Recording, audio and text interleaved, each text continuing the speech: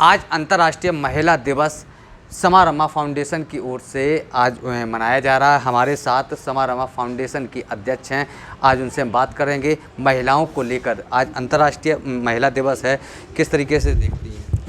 अंतर्राष्ट्रीय महिला दिवस आया तो पश्चिम से है, लेकिन निश्चित रूप से आवश्यकता ये संपूर्ण विश्व की है कि आज समय है कि हम 50% आबादी, जिसे बहुत दिनों से, बहुत वर्षों से, हम इतिहास में नहीं जाएंगे क्योंकि इतिहास में जैसा भारत का इतिहास रहा है, निश्चय ही उस समय महिलाओं की ऋग्वेदीय काल जो था उसको कहा जाता है कि महिलाओं के लिए स्वर्णिम काल था।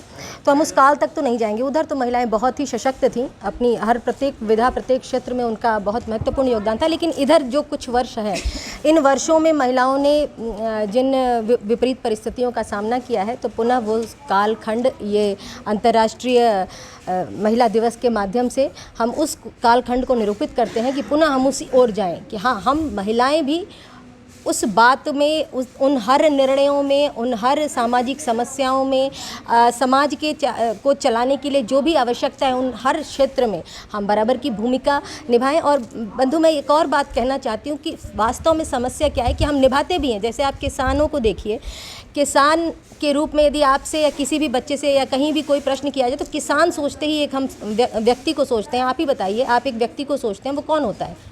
वो एक पुरुष होता है जो एक धोती पहना है और इस तरह से चल रहा है। मैंने एक दो बार ऐसी प्रतियोगिताओं के माध्यम से भी जानने का प्रयास किया था। तो किसान, महिला किसान की भूमिका में वो कितने वर्षों से कार्य कर रही है, लेकिन भारत की इकोनॉमी में, भारत में एक महिला किसान की भूमिका में वो नहीं बताई जाती या दिखाई जाती। तो एक और बात है कि काम हो रहा है, महिला सशक्त है या वो अपने आप का भरण पोषण करने में सक्षम है, लेकिन रिकॉग्निशन नहीं है, लोग जानते नहीं हैं, लोग उस चीज़ को एकदम अलग दृष्टिकोण से देखते हैं। महिला किसान को सिर्फ गृहिणी कहा जाता है। तो ये हमारे देश में जो ये सारी परिस्थितियां हैं, हम एनजीओ के माध्यम से निश्चित रूप से ऐसे दिवस को मनाते हुए ये प्रेरणा से भर जाते हैं और कुछ ऐसे नवीन उद्देश्यों के साथ चलना चाहते हैं कि हम निराकरण कर सकें समाज में जो इस तरह की चीज़ें हैं उनका, और प्रेरित कर सकें। सरकार महिलाओं को सशक्त बनाने के लिए तमाम आरक्षण जैसे देती हैं। इस बार भी जैसे कि पारित हुआ लोग जो कि 33% महिलाओं को आरक्षण दिया गया, उसको, इस आरक्षण को किस तरीके से? देखिए, आरक्षण तो सरकार देती है और योजनाएं भी बहुत बनाती है। मैंने ये बार बार कहा है और मैं फिर कहना वही चाहूँगी कि आरक्षण और योजनाएं प्रभावी होती हैं, लेकिन एक सीमा तक। आप देखिए, किसी को तलवार देते हैं, तलवार देने की भूमिका, तलवार मतलब अपने रक्षण के लिए या अपनी आगे बढ़ोतरी के लिए आपने तलवार दे दिया, लेकिन उस तलवार को उठाने की साहस और शक्ति तो महिला को स्वयं अपने अंदर उत्पन्न करनी होगी, और वो समय आने की आवश्यकता है। सरकार योजनाएं का स्वागत है, बहुत कुछ कर रही है सरकार, बहुत कुछ कर रही है, लेकिन हमें जो अपने आप को हिम्मत देना है, शक्ति देना है, वो जागरूकता अभियानों के माध्यम से ही होगा। हम तभी उनके अंदर वो क्षमता, जो क्षमता उनके अंदर है, उसका आभास हमें कराना होगा। जामवंत की भांति भूमिका निभानी होगी, प्रत्येक को हनुमान की भांति जगाना होगा, और यहीं पर हम यदि कार्य कर गए तो वो योजनाएं भी फलीभूत होंगी, वो योजनाएं भी परिणाम देंगी और कहीं ज़्यादा अच्छा परिणाम देंगी। तो आज इस दिन पे मैं यही कहना चाहती हूँ कि हमें स्वयं को आत्मावलोकन करना होगा, स्वयं को जागरूक करना होगा, और लोग और अपनी एक और वो फेसबुक पे चल रहा है कि वुमेन एम्पावर्ड वुमेन, ऐसे करके एक टैग लाइन चली, मुझे बड़ी प्रेरित की वो, कि हम महिलाएं ही यदि एक दूसरी महिला को प्रेरित कर रहे हैं कि आप भी आओ आगे आओ, आप भी आओ आगे आओ, तो निश्चय ही परिवर्तन होगा। और पुरुष साथियों की भी सहयोगिता बहुत आवश्यक है। जैसे आज के इस कार्यक्रम में आप लोग सब आए, अब हम उनके बिना, समाज के दो भिन्न अंग है। मैं तो कहती हूँ कि ईश्वर ने दो जाति ही बनाई, एक महिला, एक पुरुष। तो इन दो जातियों को जब हम सामूहिक रूप से एक साथ लेके चलेंगे, तभी वेलफेयर होगा, तभी कल्याण होगा, तभी कुछ परिवर्तन होगा। हमारे साथ और भी महिलाएं हैं जिनसे हम बात करते हैं। पिछली सरकारों में जो महिलाओं के साथ आपराधिक घटनाएं होती थीं, अब की जो सरकार है, क्या मानती हैं, अब महिलाओं के प्रति जो घटनाएं बढ़ रही हैं या घट रही हैं? नहीं, वैसे पिछले साल की तुलना में आपराधिक घटनाएं तो घट गई हैं महिलाओं के साथ खासकर, लेकिन अभी भी जो घटनाएं हो रही हैं उसमें कहीं ना कहीं जागरूकता का अभाव है। और अब जो हमारी महिला है, बालिका है, वो कहीं ना कहीं सशक्त हुई है शिक्षा के माध्यम से और जागरूकता के माध्यम से।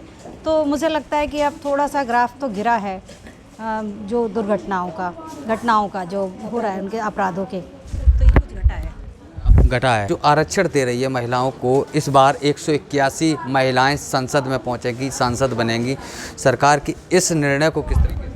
ये सरकार का निर्णय बहुत अच्छा है और मेरे ख्याल से मुझे लगता है कि भारत देश की महिलाओं के लिए ये बहुत अच्छा कदम है और भारत देश के विकास के लिए भी बहुत अच्छा कदम है। लेकिन इसके साथ में एक कंडीशन होनी चाहिए कि जैसे अभी हम लोग डिस्कशन करके भी आ रहे हैं, जिलाधिकारी महोदय के पास ऋचा मैम ने प्रश्न उठाया था कि प्रधान पति और विधायक पति और सांसद पति वाला कोई वो नहीं खेलना हो, और हमारी जो महिला है वो प्रधान बने, सांसद बने, विधायक बने और सब जाए तो हमारी महिला अपने दम पर, अपने आत्मविश्वास और अपने हिम्मत के दम पर खुद फैसला करने में सक्षम हो, ऐसे व्यक्ति को चयनित किया जाए और हम वो ही जाए, वो ज़्यादा अच्छा है, तभी फैसले अच्छे होंगे। आगामी लोकसभा चुनाव आ रहा है, किस तरीके के महिलाओं के लिए आप कानून चाहती हैं कि और ऐसे कानून बने जिससे महिलाओं को और ज़्यादा बढ़ा? महिलाओं के लिए ये कानून चाहती हूँ कि ग्रामीण क्षेत्र में ज़्यादातर महिलाएं जागरूक नहीं हैं। अभी जो जिस मैडम से ऋचा मैम के साथ मीटिंग में होके आए तो वहाँ पे भी डीएम सर ने यही बात रखी है कि महिलाओं का स्तर 60% तक रहता है।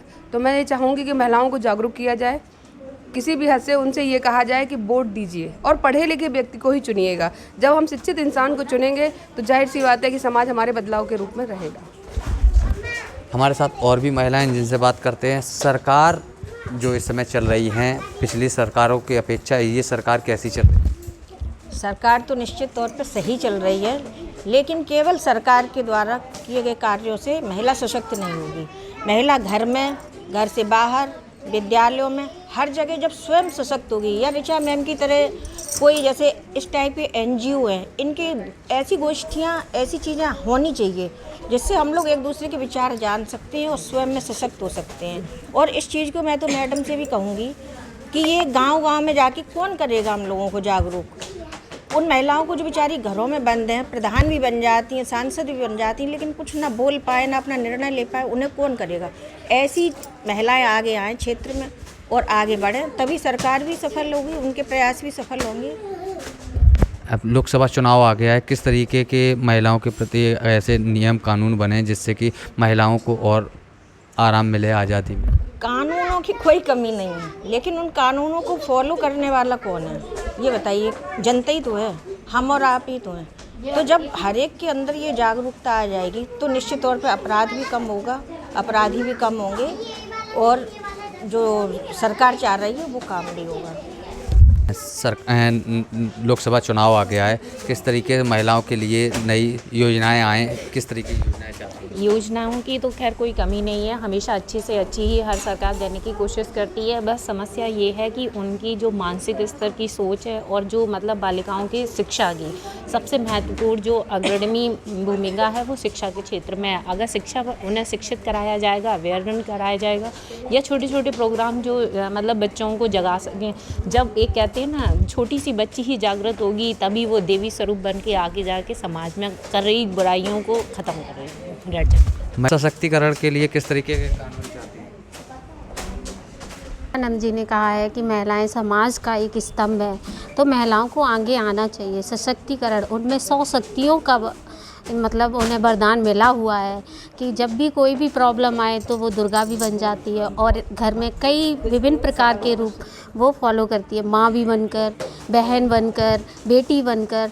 तो ये महिला सशक्तिकरण के ही कारण हो पाता है। हमारे अंतर्राष्ट्रीय महिला दिवस अंतर्राष्ट्रीय महिला दिवस पे मैं यही कहना चाहती हूँ कि महिलाओं को जागरूक बनाना चाहिए और जो भी महिलाएं हैं गांव में रहती हैं उनको और बच्चों को थोड़ा थोड़ा उनको पढ़ाना लिखाना चाहिए जिससे कि वो जागरूक बने और देश का नाम रोशन करें, क्योंकि महिलाएं ही हैं जो देश का नाम रोशन कर सकती हैं और आगे बढ़ सकती हैं।